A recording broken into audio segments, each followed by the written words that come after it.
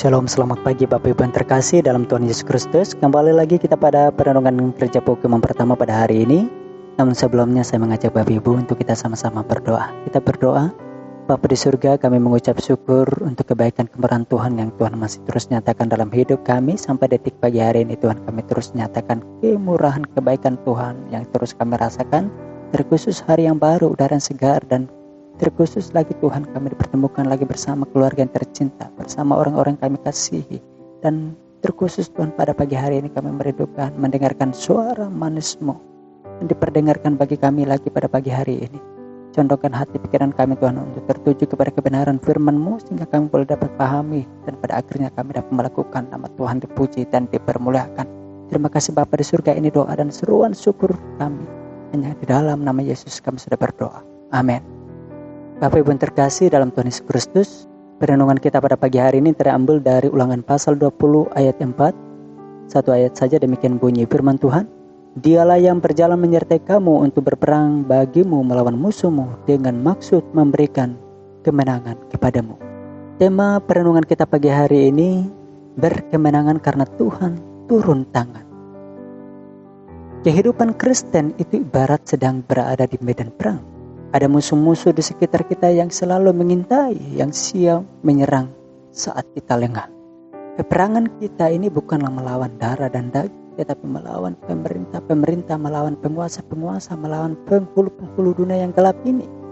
Melawan roh-roh jahat di darat. Efesus pasal 6 ayat 12. Oleh karena itu firman Tuhan mengatakan, sadarlah dan berjaga-jagalah. Lawan musuh iblis berjalan keliling sama seperti singa yang mengaum dan mencari orang yang dapat ditelannya. Lawanlah dia dengan iman yang teguh, sebab kamu tahu bahwa semua saudaramu di seluruh dunia menanggung penderitaan yang sama. Ini terdapat di 1 Petrus 5 ayat 8-9 firman Tuhan. Sehingga kita saudara-saudara boleh terus sadarlah dan berjaga-jagalah. Saudara yang terkasih, pertempuran yang harus dihadapi orang percaya adalah pertempuran yang bersifat rohani, bukan pertempuran yang jasmania, di mana musuh kita tidak kelihatan secara nyata karena berbentuk roh. Pertempuran rohani adalah medan yang paling sulit karena lengah sedikit saja berarti peluang terbuka untuk iblis menyerang. Pertempuran rohani juga tidak mengenal waktu dan musim, berlangsung kapan saja dan sewaktu-waktu selama 24 jam sehari. Berbahayanya kita tidak tahu cara persis kapan musuh itu datang dan menyerang. Dengan kekuatan jasmani tak akan kita mampu menang melawan iblis.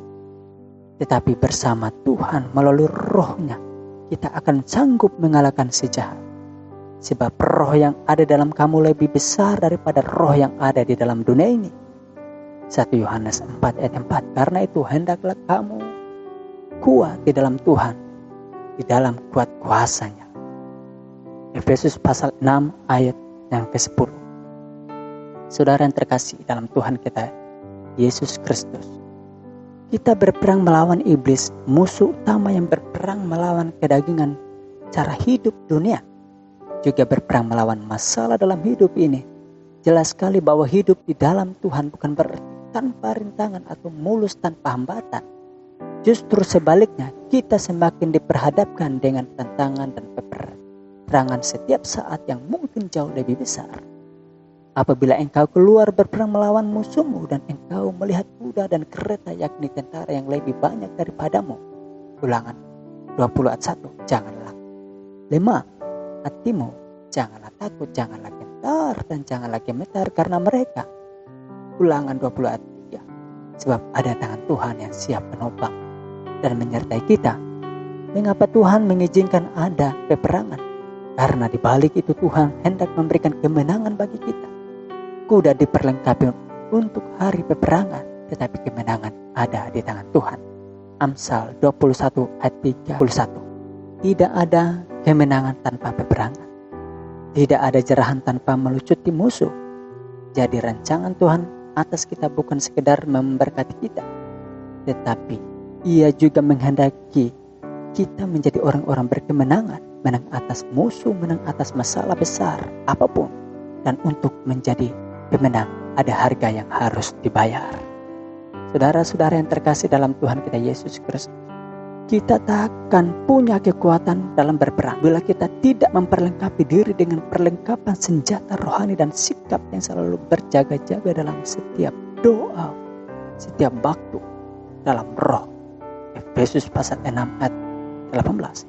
Sekarang aku tahu bahwa Tuhan memberi kemenangan kepada orang yang dirapinya dan menjawabnya dari surga yang kudus dengan kemenangan yang gilang gemilang oleh tangan kanannya. Mazmur 20 ayat 7. Saudara-saudara, jadi hidup yang berkemenangan yang diberikan oleh kedatangan kerajaan Allah bagi setiap orang percaya mencakup 3 hal penting, yaitu menang atas kuasa kematian sebagaimana Kristus telah mengalahkan kuasa maut, Ibrani 2 ayat 14.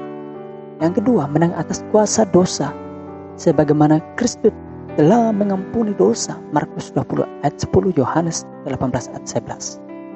Menang atas kuasa setan sebagaimana Kristus Yesus telah mematahkan kuasa setan, Lukas 10 ayat 18. Ini bukan hanya janji tetapi sesuatu yang otomatis dan pasti diberikan ketika kita hidup di dalam kerajaan menerima Kristus sebagai Tuhan dan Raja. Gereja yang berkemenangan adalah gereja yang pasti menang atas maut, dosa dan kuasa setan. Sudahkah saudara dan saya percaya, sekalipun kemenangan atas kuasa setan telah diberikan, tidak berarti bahwa setan tidak lagi aktif untuk mencobai umat Tuhan. Umat percaya ke bawah ada perbuatan-perbuatan yang berdosa. Matius 13 ayat 19, Markus 8 ayat 33, Lukas 22 ayat 31. Setiap umat Tuhan atau umat Kristen yang masih dapat dicobai, sebab itu harus senantiasa memiliki sikap waspada dan berjaga-jaga dengan kuasa kemenangan yang dimilikinya. Karena itu saudara-saudara yang terkasih, mari kita senantiasa hidup di dalam siap siaga, karena iblis selalu menunggu waktu yang terbaik dan datang untuk mencobai kita. Jangan lengah, tetaplah siap siaga, berjaga-jagalah dan berdoa. Karena itu saudara-saudara, pada hari ini biarlah kita menjadi orang-orang berkemenangan, orang-orang terus menjadi orang-orang yang tidak dikalahkan oleh apapun, oleh situasi, oleh persoalan, oleh masalah dan tantangan yang terjadi dalam hidup ini. Tetapi marilah kita menjadi orang berkemenangan di dalam semuanya itu. Sebab itulah yang dikehendaki Yesus Kristus di dalam kita. Sebagaimana Kristus telah menang atas segala dosa, segala maut, atas segala setan dan kuasa kematian. Kita orang percaya, kita juga akan terus mengkumandangkan bahwa kita adalah orang-orang berkemenangan. Amin. Untuk kebenaran firman Tuhan, mari kita berdoa. Bapa di surga, terpujilah namamu. Kami menang bukan karena kami, tapi ketika Engkau turun tangan dan Engkau memberi kemenangan kepada kami. Kami percaya ketika kami angkat tangan, Engkau turun tangan, siap menolong kami. Kami sadar kami lemah, kami tidak mampu seorang diri. Kami membutuhkan Engkau ya Tuhan yang senantiasa membela umat, membela setiap kami yang berkeluh kesah dan berseru kepadamu, sehingga kami boleh bangkit dan menjadi orang yang berkemenangan di dalam setiap keadaan kami. Karena Kristus Yesus Tuhan kami telah menang. Hanya di dalam nama Yesus kami sudah berdoa. Amin.